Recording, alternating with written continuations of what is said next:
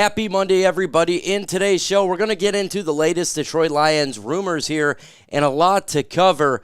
We're going to get into the Detroit Lions signing Mr. Jake Bates, what it means for the competition. Ennis Rakestraw speaks about some issues he's having and difficulties. We're going to get into that. The Lions being told to make a trade for a player. We're going to talk about that player and everything else revolving our beloved Detroit Lions in camp battles. Let's get this thing going right now.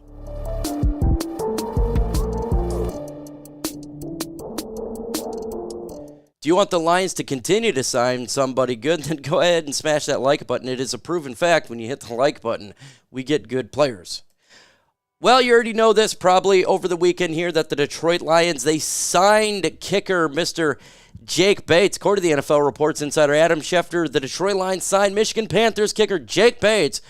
Per Schefter, the signing is a 2-year deal, and we all have been talking about Mr. Jake Bates, the kicker that has been doing a really good job for the UFL Panthers over there, especially in the beginning. And now he kind of came back to earth too a little bit at the end of their season, but they did a pretty good job for sure, waiting, being patient to get a player of his caliber on this special teams. We've been waiting for that, and that's just something that we kind of hoped would happen. He made the big-time 64-yard field goal that we all talked about. Big-time deal for what he did for that, but he was 17 for 22 as well in the UFL, so he's had some ups and he's had some downs. But what do I think about this signing? I think it's a good signing, right? More competition is always the better. Now, he got the 2-year deal, so maybe he's the favorite right now to become the kicker, but you know, he's got to go ahead and still compete against players like Michael Badgley and James Turner for that spot, and James Turner's really turned it up as of late. Michael Badgley has got a better leg than he did last year, so the competition is going to be high, but that's what we want. We want high competition, every positional battle, and the kicker is one of those. So question for you, who wins the kicking battle? JB, if you think Jake Bates are going to do it, MB for Michael Badgley, and JT for Jake Turner. Let me know your thoughts in the comments below. Another season, another former player getting arrested. Chiefs defensive tackle Isaiah Buggs, who played last 2 seasons for the Detroit Lions, was arrested for the second time in a month on a charge of domestic violence, burglary in Alabama, and released on a $5,000 bond Sunday, according to records from Tuscaloosa County Sheriff's Office. Woof, man. Being arrested again, and then being arrested for the second time in a month. Did we dodge a bullet? And I tell you what, it seems like we're all about culture fits. We're all about getting the right players. And every time we get a player who we don't re-sign or we question, like we did with Isaiah Buggs, now you're kind of seeing the reason why. Cam Sutton and him, you know, former Detroit Lions in trouble. And I got to say, if you're a Kansas City Chiefs fan, what the heck are you guys doing over there? Ain't nothing but everybody going to jail on that football team. But again, look, we didn't need him. I wish Buggs nothing but the best. I loved him as a Detroit Lion. I surely did. But, you know, Brad Holmes still making the right moves. These guys going to jail. So, interesting thing right there. Let's get into Ennis Rakestraw and what he talked about struggles. It's important we get into this. The biggest challenge is nickel for me, said Rakestraw. Nickel in college, when I got in, we're strictly passing down, so it's a third and long or third when it's pretty much be getting the pass. Now we got a base defense here, so you got to learn some of the gap schemes and some of the places you may fit. You feel like rookies, but at the end of the day, if you feel like a rookie, it'll let you the moment it's just too big for you, and then what are you? So you go put yourself in the same pedestal as them. Rakestraw, these guys pretty much got paid, and they get paid as well, so we're privileged. Competition is what we like to do. He's struggling, he said, about getting into the nickel position and learning the nickel position. He's in a competition right there against Brian Branch, who was outstanding last year, Amik Robertson, who we signed in free agency to be probably a solution there at the nickel corner, and then, of course, our second-round rookie, Mr. Ennis Rakestraw, who is struggling at the corner position. It is something that he hasn't generally done over his span of being a player in college. So, of course, he's going to struggle. Of course, he's doing something that he hasn't been done before, and it's going to take time to learn. And so, no, I'm not upset about it. No, I'm not worried that he has stated this. It is going to be a struggle. It's a learning curve for all these players, and you're taking a player of Rakestraw who generally has never done a position. It's going to take a little bit of time to learn that. We have seen that multiple times where players were, say, they're left tackle and they played right tackle, or vice versa. When they switch position, it's going to be a little bit difficult. And I know a lot of people are going to be, oh no, we should be worried about this, but we shouldn't be worried. It shows a level of confidence for him to even say that out loud, that it's going to take a little bit of time. And what's good about the Lions, and you look at these players at the safety position, is he has time to develop, and there's no real rush for Rakestraw. Brian Branch, Meek Robertson, they can hold the fort down. We got a good young secondary right here between players whom we drafted as well as free agents. They're all pretty good.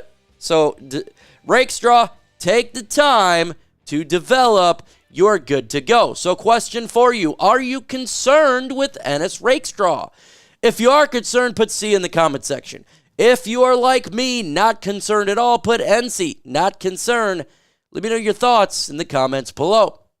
Let's get into battles here, and a article came out talking about what the position battles are looking like right now heading into training camp. So let's get into the biggest battles that you may not know.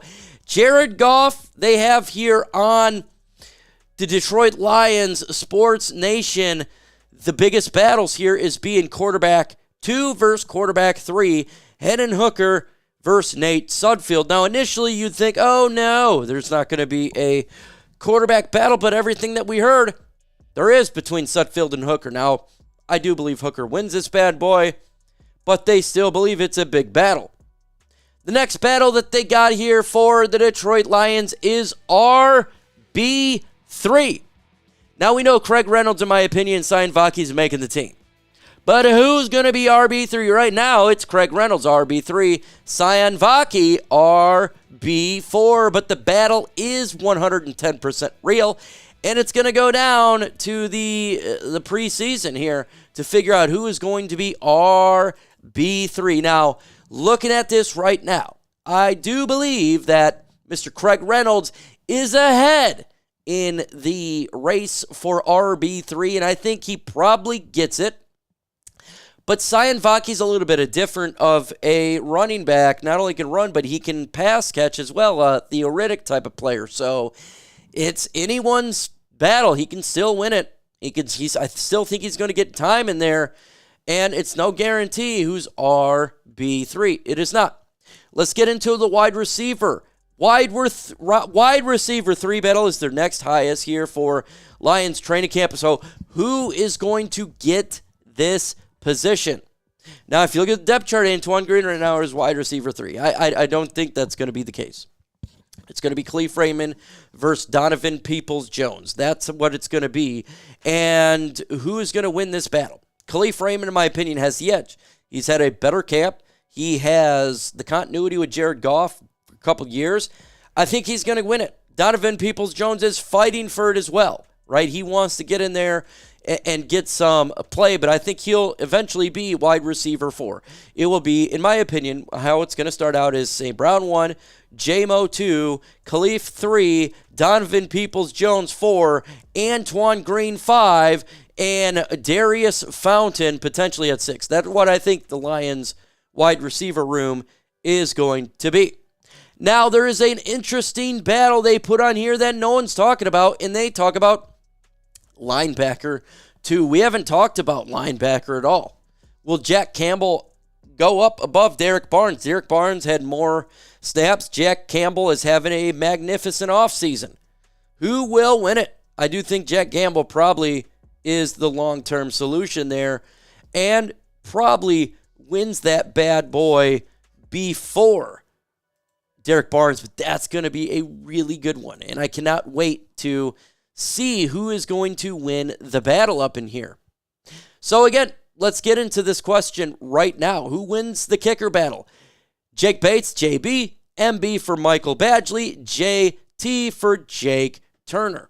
Let us know your thoughts in the comments below. Again, cornerback 2 is going to be a position that the Detroit Lions are going to be facing in battle here, but I know right now it's just throwing the nickel. It's Terry Arnold and Carlton Davis. Those two are going to fight it out. I do think Carlton Davis wins it initially, for sure. And lastly is the one we've been talking about for a little bit. Who wins the kicker job? There's only going to be one kicker on this football team. Maybe another one goes to the practice squad, but this is a big battle here. Michael Badgley, James Turner, Jake Bates now. 3 going for it. Who is going to win that battle? I do think Badgley has the edge. We'll see. It could be anyone's game. It's a legit battle. And lastly is the nickel corners position. Who's going to win that? It's really between Brian Branch and Amik Robertson. I put Ennis Rakestraw in here because it's quote-unquote a battle. I don't think he wins it. I do believe it's one of those two. And lastly, let's get into a rumor that came out from Fan Nation, All Cardianls, talking about the Detroit Lions should make a trade for Budda Baker. Budda Baker enters his 7th professional season, having played in exactly one postseason game, and he hit the open market next year. Teams will be lining up to sign the 28-year-old. Teams who can offer Baker something Arizona can't. A realistic shot at a Super Bowl run. Wrote Gary Davenport. Talks about the Lions here. The Cardinals get more in the prospective deal than they would compensatory picks. The Lions shore up their biggest defensive weakness with a 6-time Pro Bowler, and Baker plays for a team with a good chance to making a trip to New Orleans Saints in February. So what would the comp be for a trade from All Cardinals? They said the Detroit Lions would receive Budda Baker. The Detroit Lions would have to give up a 2nd-round pick in 2025, a 7th-round pick in 2026. So what does this mean? Should the Detroit Lions make a trade here? First off, they're probably not making the trade. I think they got who they want, and they're going to stick with this until probably preseason or when they cut down to the 53. The Lions already gave up draft picks for next year's draft. They already gave up 2. They're not going to give up a 2nd-round pick next year to make it 3. 7th-round pick in 2026, I can see a situation like that. But if they're to make a trade, a 2nd-round pick is way too high. I love Budda Baker. He's outstanding. I would love for him to be on this football team, but the compensation is way too much, and the Lions aren't going to give that up. Could they make a trade? Yeah, they could. I doubt it. Folks, we're dropping videos every single day. Hit that notification bell, put it on all, so you don't miss out on the latest Detroit Lions news and rumors. With that said, folks, adios.